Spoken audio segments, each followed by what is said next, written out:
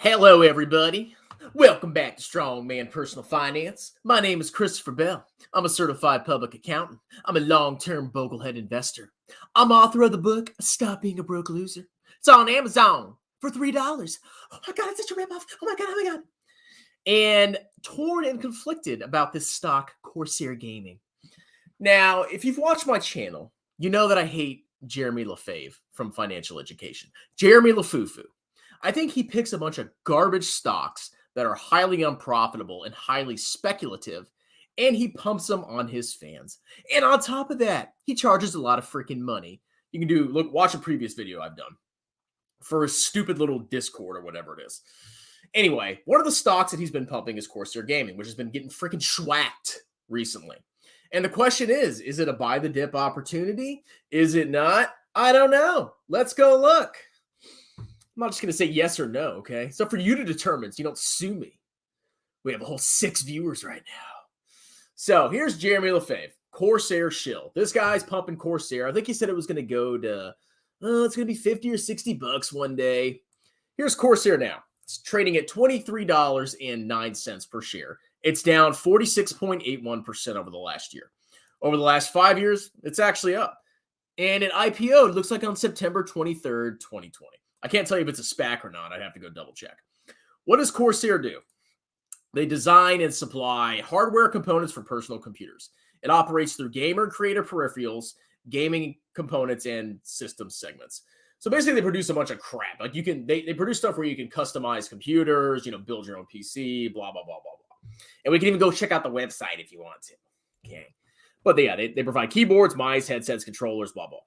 Do I think the gaming industry is going to grow in the future? Absolutely. Do I think it's highly competitive? Absolutely. There's a lot of big companies in the gaming industry, okay?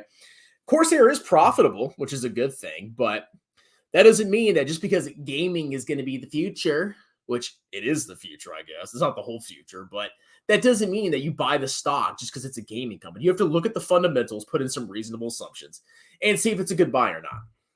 So what I've done is I found this website called return on invested capital.ai, ROIC.ai. And here you can actually look up a company, get all their financials, get their, some metrics all in one place. I used to use Morningstar to do analysis. They used to be able to let you to download an Excel sheet, and I made my own model. And then, of course, they just got rid of it. Okay, I don't know what they're doing at Morningstar. It's pissing me off. So now I have to use this, and I eventually have to make my own model. And of course, I have to use everything money software, but I prefer to use my own things. So looking at some of Corsair's metrics, here is the big problem with this stock. Now, the earliest financials are from 2018. Let's zoom in a little bit. The earliest financials are from 2018. Now, if you see 2018 to 2019, sales per share, sales or revenue did growth. It's the same thing. It did grow, and it grew by 17%. It was pretty healthy growth. I mean, I guess it's a younger company. I mean, that's fine. But then you look at 2020 with the lockdowns, they had massive freaking explosive growth in revenue because everybody was locked down at home. Everybody was getting stimmy checks and everybody was investing in a bunch of computer equipment because they all worked from home. Okay. So revenue from 2019 to 2020 grew by 65%. And I made a video months ago where I said, I don't know if this is sustainable. I'm not saying I'm a stock genius and I don't really pick individual stocks, but to me, it was just kind of like, I see a massive spike in revenue during lockdowns, but is that going to continue going forward? And it looks like it's not, okay? Their most recent quarterly report wasn't that great, and we'll go look at it. But they basically had declines in revenue, I believe, and maybe not revenue, but we'll go look at it. But they definitely had declines in margins and profitability because, lockdowns are slowly coming back down. Maybe. We'll see. And, I don't know, just kind of reverted itself. Now, for earnings, the company is profitable, but a very worrying thing is they just started becoming profitable during the pandemic, okay? But they're still maintaining profitability, which is a good thing. They also have free cash flow, positive free cash flow. So for a LEFUFU stock, this isn't as bad as some of the other ones, okay? Now, you go look at the common shares outstanding. They have been issuing shares. So over the last, roughly 12 months, they have diluted their current shareholders by 8%. 8% dilution. Is that going to continue going forward? If their margins start dropping, or maybe they want to do an acquisition, or maybe they start having negative cash flow again, yeah, they may have to do that. Operating margin. Before the pandemic, it was in the low twos. During the pandemic, during this crazy time, it's gone up to 6.9, 7.2%. All right. Net profit. They actually had losses in 2018 and 2019 on the accrual basis of accounting. And then they had a net profit of 6.1 to 5.7. In my opinion, I think going forward, you can't use, you can use their profitability during the pandemic. But in my opinion, I think you can't really, say, oh, it's going to be 6, 12, or 15% profitability. Because before the pandemic, they might actually revert back to that normalcy. That's what I think is a possibility. So you got to be really careful with your assumptions, okay? Long-term debt. Let's see. Let's actually go look at some of the financial statements. And then we'll go look at the quarterly report because they actually break down a little bit more.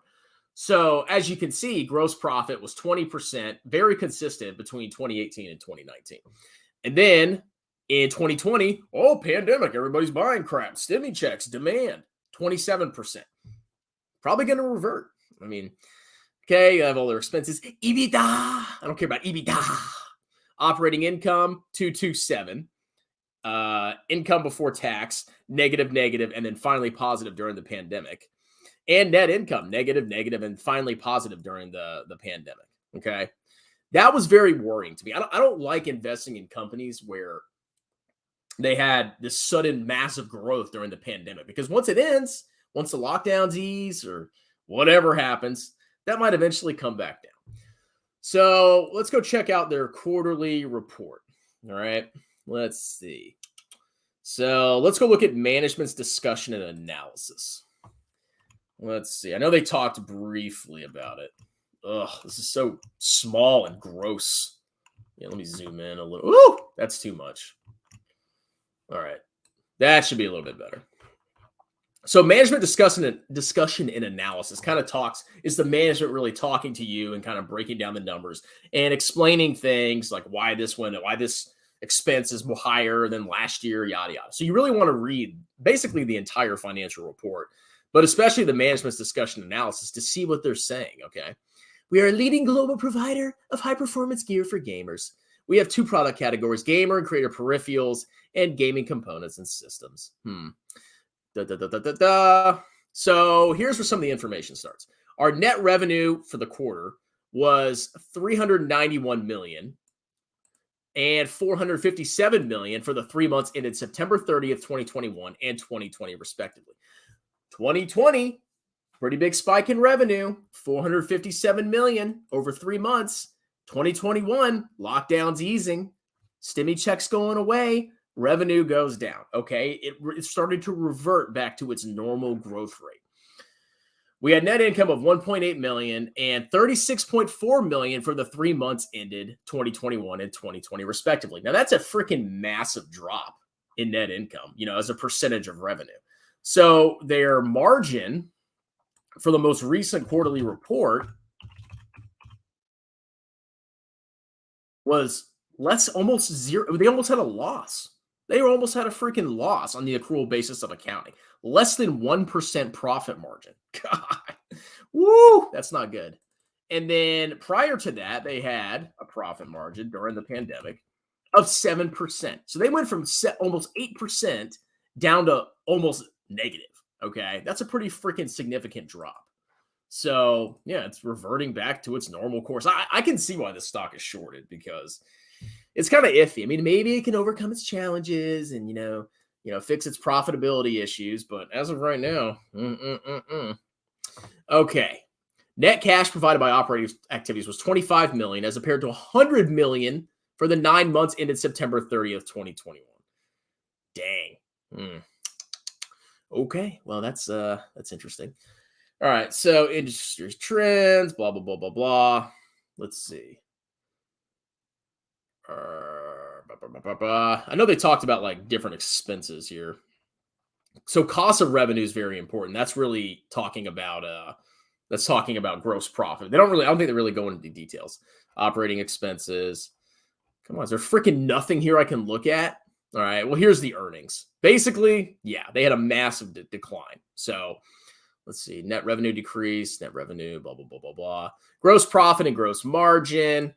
It's a decent gross margin. They actually had 25.9%, but it's trending downwards. So it could be reverting back to that 20% margin that we saw in the other financial statements, which is not good. Okay. So let's go and plug some of these numbers in. And you can read more about this if you want. I mean, they talk about each individual expense, why it increased or why it went down, blah, blah, blah. But they basically explain everything here. It's up to you to really judge what the trends are. But in my humble opinion, I'm going to use some very conservative assumptions for this stock because I don't know. I just don't think, over the next 5 years, they're going to be growing at 34%, because of the pandemic. I'm sure they'll grow faster than the economy, which is probably in real terms 2 or 3%, but maybe not much more. So I said for conservative revenue growth between 3 and 7%.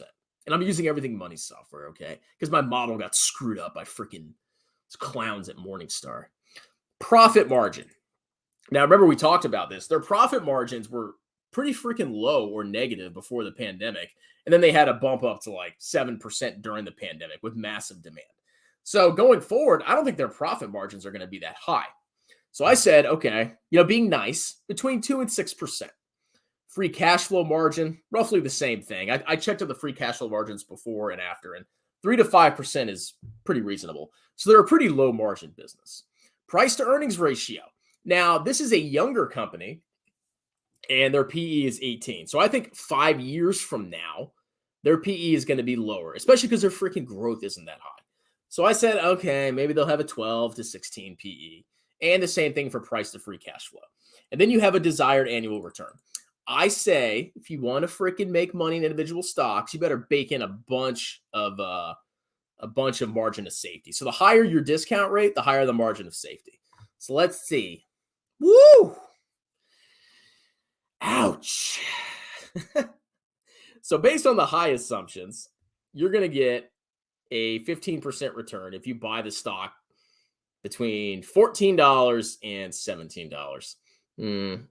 And the middle assumptions, basically this $9.92, wow, or $4 on the low assumptions.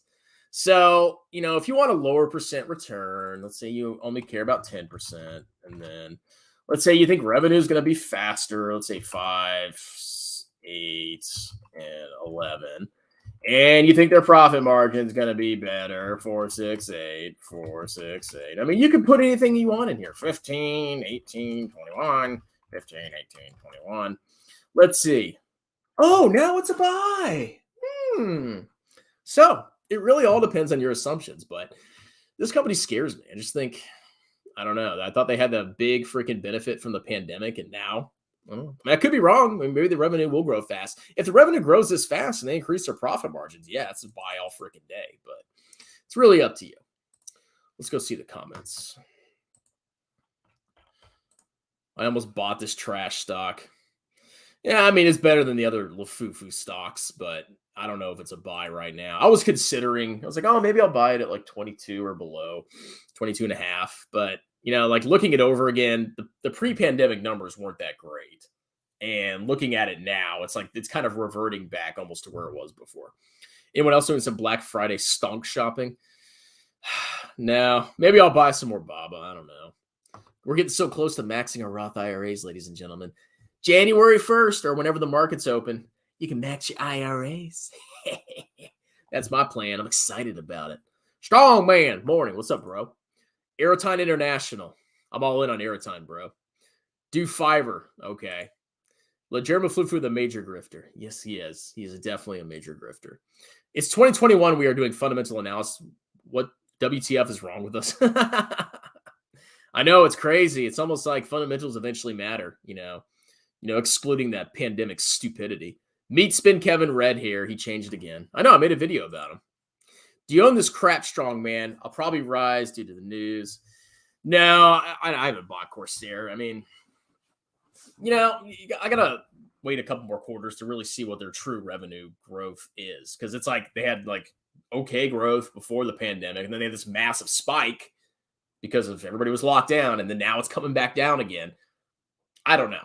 You know, to me, it's too risky. But if you want to YOLO 25% of your portfolio in the stock, you go right ahead. Okay, you go right ahead. Cure Burn ETF is the only green in my individual stock. I've never heard of that. I don't know what that is. Expensive logistics now, though, plus GPUs are insanely expensive. Stops people from upgrading. I think there's a lot of pent-up demand, I'm sure. Okay, sometime. Yeah, I mean, maybe.